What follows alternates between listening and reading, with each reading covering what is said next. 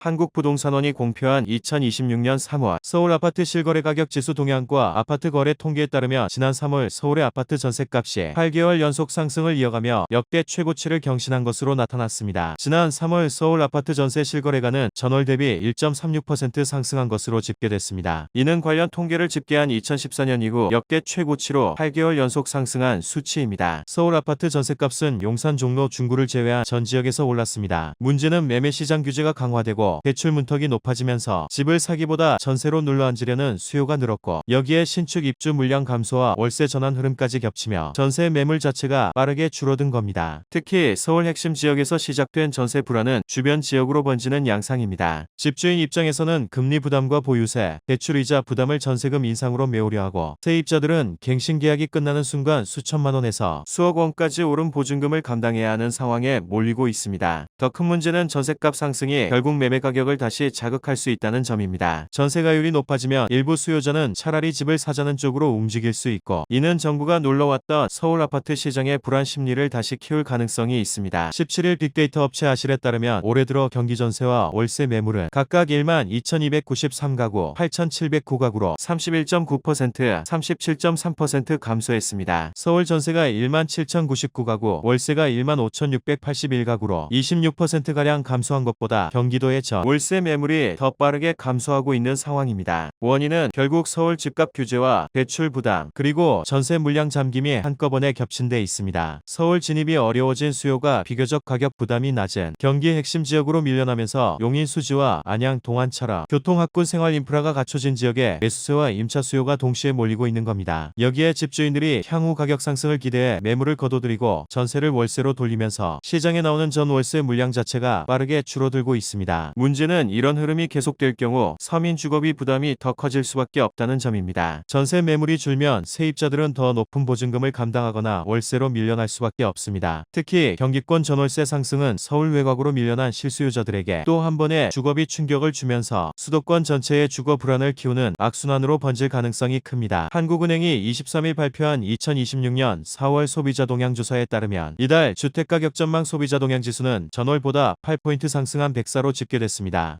지난 2월과 3월 하락세를 나타낸 뒤 3개월 만에 상승 전환한 겁니다. 이 지수는 100을 기준으로 기준선을 밑돌면 집값이 떨어질 것이라고 보는 소비자가 오를 것이라고 보는 이들보다 많다는 의미로, 그 반대면 집값이 상승할 것이란 기대가 시장에서 확산되고 있다는 뜻입니다. 이 같은 기대 심리의 반등 배경에는 최근 외곽 지역을 중심으로 이어지고 있는 서울 아파트 매매 가격 상승세가 자리하고 있습니다. 강남권 일부 지역이 조정받는 흐름과 달리 상대적으로 가격 부담이 덜한 외곽 지역에서는 실수요 유입이 꾸준히 이어지며 가격을 끌어올리는 양상이 나타나고 있습니다. 여기에 더해 건설 원가 상승에 따른 공사비 부담 확대와 분양가 인상 우려 역시 기존 주택 가격 상승 기대를 키우는 요인으로 작용하고 있습니다. 원자재 가격과 인건비 상승이 장기화하면서 신규 공급 단지의 분양가가 계속 높아질 것이라는 전망이 확산되고 있고, 이는 상대적으로 가격이 낮은 기존 아파트로 수요를 이동시키는 흐름을 만들고 있습니다. 또한 정부의 대출 규제와 부동산 규제 정책이 오히려 시장의 공급을 위축시키면서 매물 감소로 이어지고 있다는 점도 지수 상승의 배경으로 지목됩니다.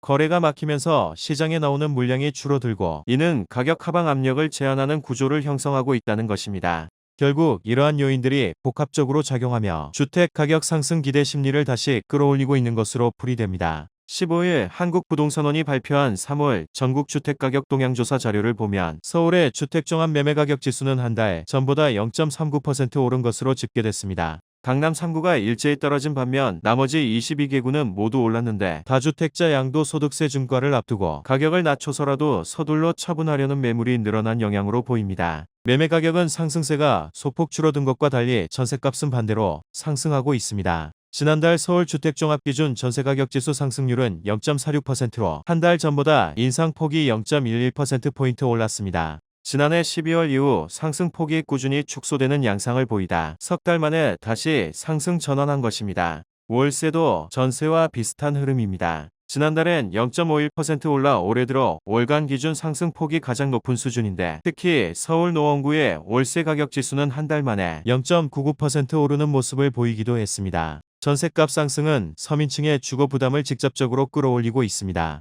보증금 마련을 위해 대출 의존도가 높아지면서 이자 부담이 커지고, 일부 가구는 전세에서 월세로 밀려나 주거비 지출이 급증하는 상황입니다. 이는 소비 위축으로 이어지며 실질적인 생활 수준 하락을 초래할 수 있다는 우려가 커지고 있습니다. 부동산 빅데이터 업체 아실에 따르면 지난 6일 기준 서울 아파트 매물은 전세 1만 5,195건, 월세 1만 4,525건으로 총 2만 9,720건으로 집계됐습니다. 아실이 관련 데이터를 집계하기 시작한 2023년 4월 이후 임대차 매물이 3만 건 밑으로 떨어진 건 이번이 처음입니다. 매물 감소의 원인으로는 지난해 10월 15일 발표된 부동산 대책이 꼽힙니다. 규제 강화로 전세를 낀 매매가 어려워지자 매각을 위해 실거주로 전환하는 집주인이 늘면서 물량이 빠르게 소진된 영향으로 보입니다. 이 때문에 전세 가격도 상승세입니다. 한국부동산원 3월 다섯째 주 주간 아파트 가격 동향에 따르면 서울 아파트 전세값은 전주 대비 0.15% 오르며 지난해 1월 둘째 주 이후 14개월째 상승을 이어가고 있습니다.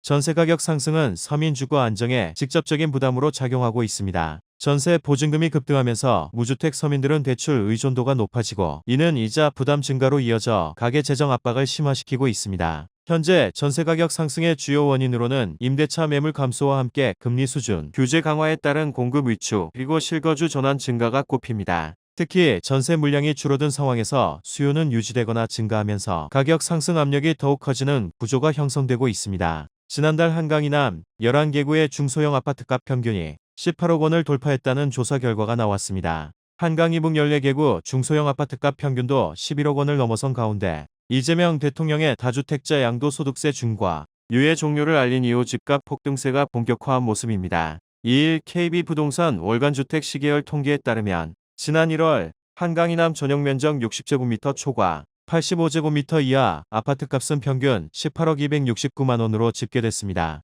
지난해 12월보다 0.96% 상승한 것으로 아파트값 평균이 18억 원을 넘어선 것은 이번이 처음입니다. 최근 이재명 대통령이 부동산 시장 안정화를 위해 다주택자 중과세 유예 중단, 보유세 및 거래세 인상 가능성을 염두에 둔 세제 카드를 꺼내들면서 시장의 긴장감은 높아지고 있습니다. 정부는 세금 부담을 통해 투기 수요를 억제하고 집값을 잡겠다는 방침이지만 세금 중심의 정책만으로 부동산 가격을 통제하려 할 경우 여러 부작용이 뒤따를 수 있다는 지적이 나옵니다. 가장 큰 문제는 거래 절벽입니다.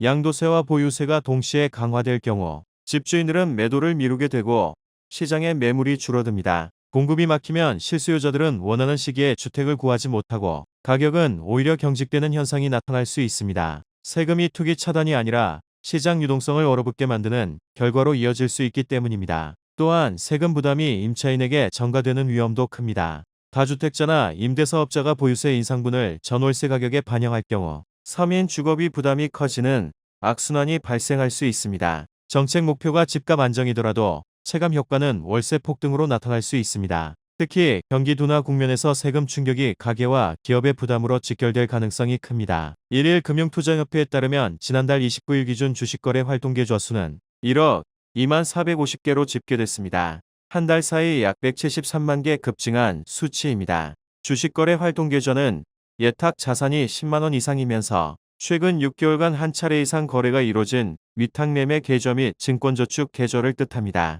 빚투 규모도 30조 원을 돌파한 것으로 나타났습니다. 지난달 29일 기준 신용거래용자 잔고는 30조 925억 원을 기록했는데 증시 진입 대기 자금으로 꼽히는 투자자 예탁금은 103조 7,072억 원으로 지난달 27일 100조 원을 넘어선 이후 계속해서 증가하고 있습니다. 문제는 증시가 급락할 경우 신용융자 잔고가 반대매매로 이어지며 조정폭을 더욱 확대할 수 있다는 점입니다. 반대매매란 투자자가 빌린 돈으로 주식을 매수한 뒤 담보 비율이 일정 수준 이하로 떨어질 경우 증권사가 투자자 동의 없이 보유 주식을 강제 처분하는 제도인데 시장 하락 국면에서 대규모 매도 물량을 한꺼번에 쏟아내 증시 하방 압력을 가중시키는 연쇄 충격 요인으로 작용할 수 있습니다. 특히 환율 불안, 금리 고착화 등이 동시에 나타나는 국면에서는 개인의 레버리지 투자 비중이 높을수록 증시가 작은 충격에도 과도하게 흔들릴 가능성이 큽니다.